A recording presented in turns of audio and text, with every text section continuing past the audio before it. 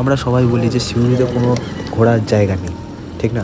তো আজকে আমি ঠিক সিউড়ি থেকে 40 থেকে 45 মিনিটের রাস্তা একটা খুব সুন্দর জায়গা যাব। আপনারাও উইকেন্ডে কখনো নিজের ফ্যামিলি হোক, ফ্রেন্ডসদের সঙ্গে যেতে পারেন। জায়গাটা খুবই সুন্দর, দুর্দান্ত। চলুন আমার সঙ্গে। আর এই জায়গাটাতে বিশেষ করে শীতকাল বা বর্ষাকালে একদম দুর্ধর্ষ লাগে।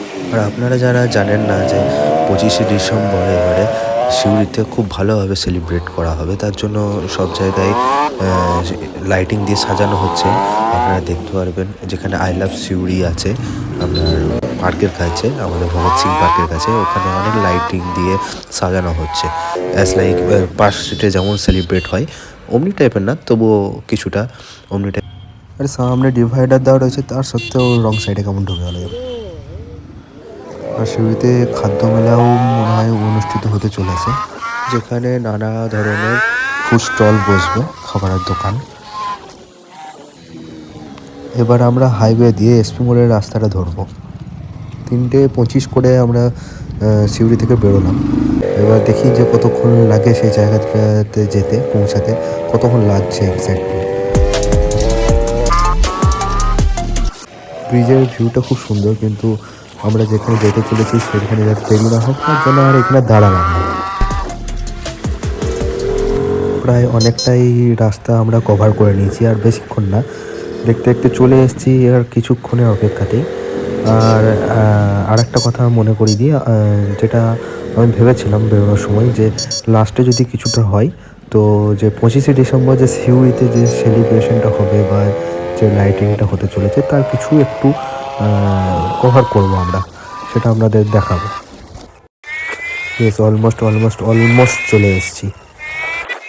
আপনারা হয়তো অনেকেই জানেন বা এসছেন হয়তো জায়গাটা, বাট অনেকজনে কিন্তু ব্যাপারটা জানে না যে এখানে এত সুন্দর জায়গা আছে এতটা কাছে। তো সবাইকে পৌঁছে দেওয়ার জন্য অবশ্যই একটু শেয়ার করে দেবেন, যাতে সবাই যেতে পারে, সেই জায়গাটা আনন্দ উপভোগ করতে পারে। দেখুন, ডান দিক থেকে পাহাড়গুলো দেখা যাচ্ছে, খুব সুন্দর জায়গা। বাঁ দিকে সূর্য উঠেছে। এই রোডটা একবার দেখুন, আমি যতবার এই রোডটা আসি এটা আমার ফেভারিট স্পট। এত সুন্দর লাগে না, দুপাশে পাহাড়, মাঝখান দিয়ে রাস্তা চলে যাচ্ছে। আজকের দিনটাও খুব ভালো, বাঁ দিক থেকে সূর্যটা এত সুন্দর করে উঠেছে, পুরো জিনিসটা একদম সাজিয়ে গুছিয়ে হেভি লাগছে। আমরা দেখুন ভিউটা একটা সেরা ভিউ আছে। আর একটা জিনিস, যদি আপনারা শীতকালে এই জায়গাতে আসছেন তো অবশ্যই হেলমেট ও যাবতীয় যত উইন্টার প্রিকশন হয়, শীতকালের যে প্রিকশন হয় ঢাকার জন্য, সব কিন্তু হ্যান্ড গ্লাভস ট্যান্ড গ্লাভস সব পরে আসেন, কারণ এখানে চরম পরিমাণে ঠান্ডা। আপনি হয়তো আসার সময় যদি দিনের দিকে আসেন বুঝতে পারবেন না, কিন্তু রাত্রে যখন ফিরবেন প্রচণ্ড পরিমাণে ঠান্ডা লাগবে। তো অবশ্যই আপনারা যেন সব টুপি বা মাফলার, হ্যান্ড গ্লাভস, শুজ অবশ্যই পরবেন আপনারা। এক্স্যাক্টলি আমি টাইমটা দেখলাম, আমার প্রায় 42 মিনিটস লাগলো। অ্যাট লাস্ট আমরা চলে এসেছি জায়গাটাতে। এই যে টার্নিংগুলো আছে একটু সাবধানে চালাবেন, গাড়িগুলো হুট করে চলে আসে, তো যেন অ্যাক্সিডেন্ট না হয়, তো সাবধানে বেরোবেন। আর ডান দিক বাঁ দিক সব দিকে পাশে পার্কিংয়ের জায়গা আছে, আপনারা পার্ক করতে পারবেন। আমি একটু সামনের দিকে গিয়ে একটু কভার করব, যে অনেকে হয়তো যায় না এই জায়গাটায়, অনেকজনের যারা চেনে তারা হয়তো এখান থেকে অনেকজনে ব্যাক করে যায়। তো সামনের রাস্তাটা, যে টার্নিংয়ে যে রাস্তাটা আছে সেটাও খুব সুন্দর, দুপাশে পাহাড়, মাঝখান দিয়ে রাস্তাটা কেটে চলে গেছে। তো সেটাই দেখানোর জন্য আমি একটু এগিয়ে গেলাম। এই যে টার্নিংগুলো নিচ্ছি, এটা পুরো বাঁ দিকে জল রয়েছে, ডান দিকে পাহাড়, আর একটু ঝড় পর দুদিকেই পাহাড় আছে দেখুন। আর এই টার্নিংগুলো আমি বারবার করে বলেছি, খুব সাবধানে বেরোবেন, কেউ খুব জোরে একটু চালাবেন না, এই টার্নিংগুলো খুব ডেঞ্জারাস। বড় বড় গাড়ি আসে বা যে কোনো চার চাকা আসে, তো স্পিডে এলে খুব মুশকিল হয়ে যাবে। দেখুন সামনে থেকে একটা চার চাকা আসছে, দেখা যাচ্ছে না, এতটা ডাউন আছে, দূর থেকে বোঝা যায় না। যে আমার তো পার্সোনালি জায়গাটা খুবই ভালো লাগে, যখনই আমি একটু সময় পাই বা একটু বেশি সময় পাই আমি অবশ্যই একবার না একবার আসি, আর যতবারই আসি ততবারই ভালো লাগে।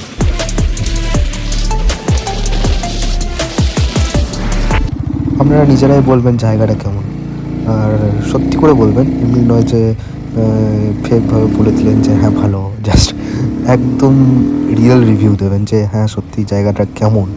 আমার তো খুব দারুণ লাগে জায়গাটা।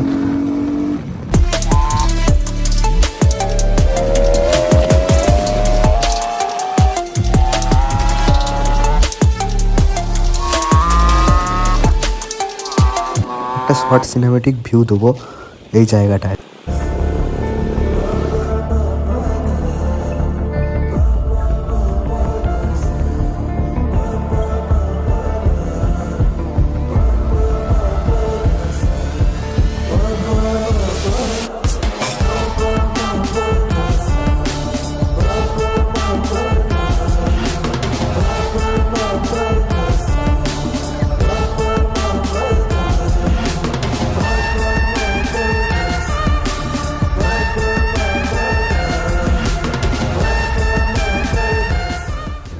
এটা হচ্ছে 1 নাম্বার গেট, যেটার ভেতর দিয়ে আমরা চলে এলাম।